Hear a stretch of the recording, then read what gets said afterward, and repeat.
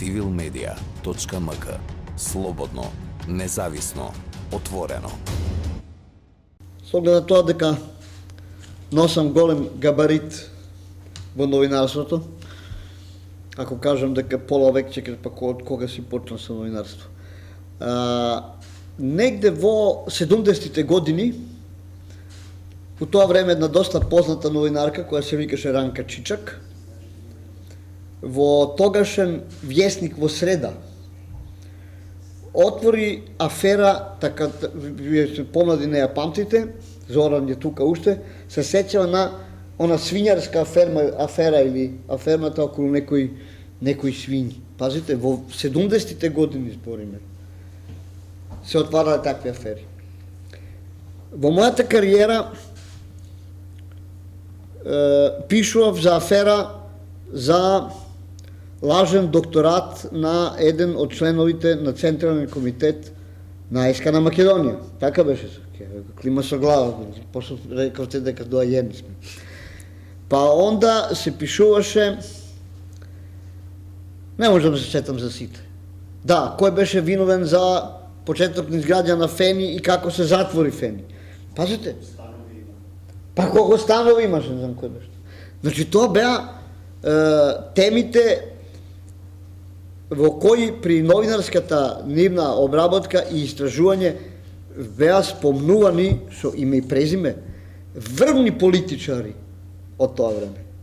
И на нивен новинар не му фалеше влакно од глава. Не беа тепени, не беа затварани, не беа прислушувани. Толку околу табу темите. А вие денеска не смете да напишете, да го прашате некој од кај ти биде пари да направиш ова или да направиш она. Што многу лесно се докажува, всушност, нели? Сум купил 5 стана, од кај ти се 5 стана, ма добив наслед од колку? Од баба Митра. Да, ти е баба Митра од Галичник.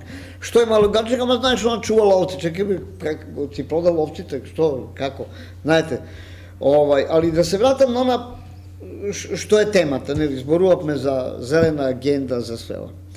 Граѓански сектор во секој случај има голем инпут во тој комплекс, меѓутоа државата не го следи. Односно, генерално општеството не го следи. Значи, оно што прво треба да се направи, тоа е да не се донесуваат закони на кои граѓаните ќе се смеат. Еве, од декември месец, колку што јас се разбрав, треба да се донесе закон според кој нема да носиме они пластични кесичиња од самоуслуги. Во ред ја нема да, у самоуслуга нема да ни дадат кеса, извините, ве молиме, ама кеси се забраните и сите ќе носиме оние торбичиња. Не ќе даваат, но ќе бидат многу поскапи. Добро, не е битно. Или некој нема ни да дава, така рекол. И ние ќе носиме оние торбичиња платнени на кои пишува Цивил, UNDP, ќе биде многу сретни. Но 90% од продуктите кои ќе бидат во тие платени торбичиња ќе бидат у најлон кеси. Нели, ќе купите смрзнат пилешки џигер, он у најлон кеса спакуван фило, убаво па стегнат, нели? Или ќе купите пилешки копан и тој у најлон кеса смрзнат. И што сме добиле? Кога ќе дојдеме дома сега, целата таа амбалажа, кај ќе ја фрлиме? Па у црни вреќи сме ги купили у таа самоуслуга и кои сме ги носили во платнени кесички. Значи, знаете, јас кога зборам, можда затоа луѓе сакат и да ме слушат, а некои не сакат и да ме викат. Затоа што зборувам многу пластично. Од ова по-пластично не можете да добиете. Онда, втора работа да речеме, многу опортуно настапуваме. За све што треба настапуваме многу опортуно, да не се замериме со Петко, со Јанко.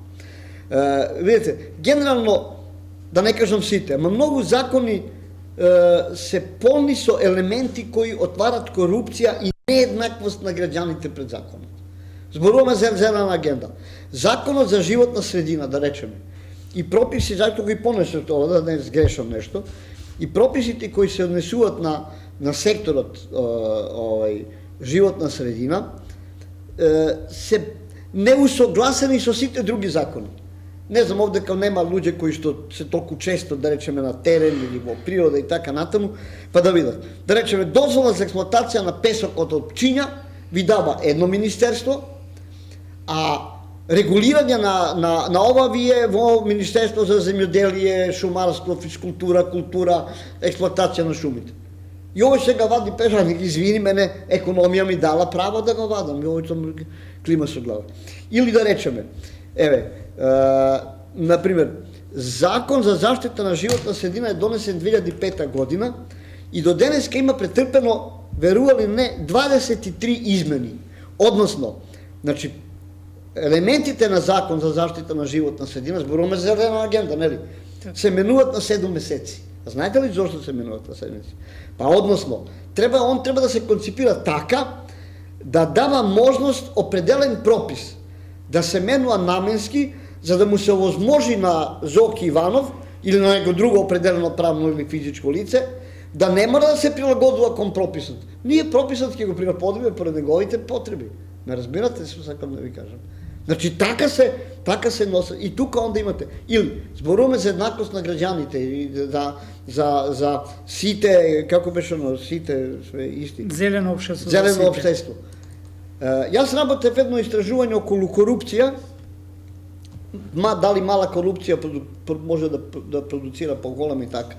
И напишав дека во здравство не постои корупција. Сите ми зграхна у мене, како не постои. Не постои во здравство корупција.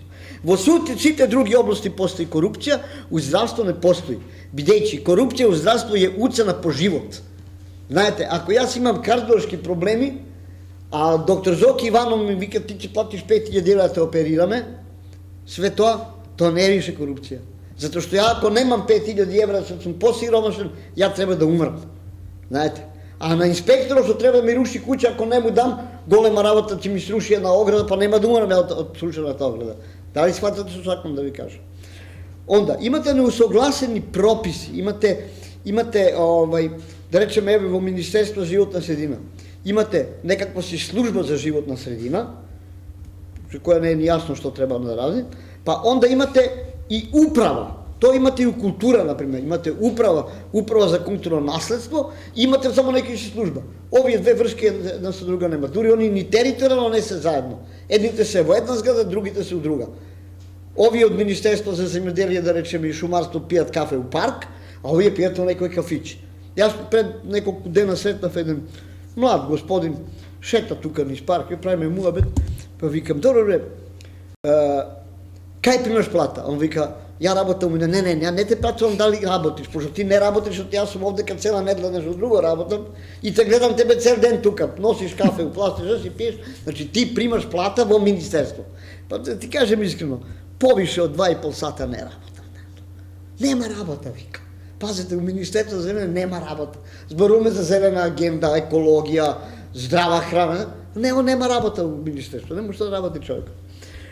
Онда имате други, да речеме, го анализиравме скоро тој законот за заштита на животна средина.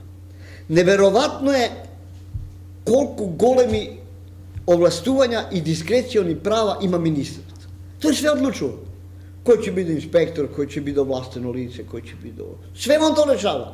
Значи, каде тук, ние викаме граѓански сектор, екологија, тропаме со рака од маса. Никој не ги слушаме. Министрот како ќе каже, ова ќе биде така, ова ти ќе правиш тоа. Значи, не можеме да зборуваме за ова што ни е темата, додека не почнеме да правиме, да го конципираме целиот систем во државата кој ќе биде прилагоден на тоа. Или земете, еве, инспекцијските служби. Имате нели тамо некој си државен инспекторат, како се вика, за животна средина. Како се бира тој државен инспектор? Отворете го законот. Вика, законот предвидува само општи услови за избор на директор. Точка. Завршена работа. Што се општи услови? Завршен див како оној наредно бившиот градоначалник, сме го ставили градоначалник, он не знае човече ни кај живее. Исто како и овие. Ја имам прилика да разговарам со човекот кој што Министерство за земјоделие, шумарство и водостопанство води сектор ловство. Ловство во моето семејство е преко 500 години. Тој не разликува што е зајак, што е мачка. Како кажа човек зајак, како беше зајак? Долги уши, а кратка опашка? Не, или кратки уши, а долга. Вие му давате еден сектор. Зато ние ништо не може да функционира. И сега, државниот инспектор за животна средина има едни ингеренции, а оној што е на локално ниво, нели, локален инспектор, он има други ингеренции. Отиднете, за речеме сега вие, во едно Берово, заштита на животна средина, шума. Тој истиот инспектор, меѓу другото, има железара и продава железо. Нели, арматури, профили, што ја знам. И ви одите и сечете шума. Ове фарати и секам шума. Абе, што да правиш сиротиња, нема што се греме, резима дошла. А куќа правиш, правам. Па кај купува железо? У Пекчево. А у Пекчево? Поблиско ти е Пекчево, него Делчево. Од утре кај мене ќе купуваш, иначе ќе ти го земам тракторот. Завршена работа и завршена приказна. Тоа исто ви се случува во многу сектори. Да ги искористам 5 минута, значи не пола сат. Завршете. Не можеме да настапуваме опортуно. Се враќам на табу темите. Да не отвараме сега оваа тема, да не отвараме онаа тема. Сега ние ќе гајме што се пуши, како се вика, марихуана. Просторите сме го градиле, чекаме некој закон. Што бре закон у Кочанско тамо на Велико, тоа се работи, лаборатории, работат све. Кој сме да го напише? Па јас ќе ви кажам врзоста на моето искуство. Што ќе биде? Сега ние челме едно чудо, тие зелени фабричња, што таа зелена трева ќе ја проводи. Многу ќе ги има, многу, сигурно. Оти секоја шуша ќе направи, ќе огради негде простор, ќе добие дозволи, ќе направи. И ќе почне да просира. Ама оно што има повише, ќе сака и повише пари. Па што ќе прави? Па ќе гледа да го уништи овој, како? Прво ќе му се заканува, после ќе му ја запали плантажата, после ќе му го запали овде и на крај ќе го утепа. На крај ќе го утепа. Оти тоа ќе биде еден наркокартел во кој други закони важат, нема тамо закони, ало Митре полиција се тоа, нема тоа. Јас ќе си го решам проблем. Civilmedia.mk. Слободно, независно, отворено.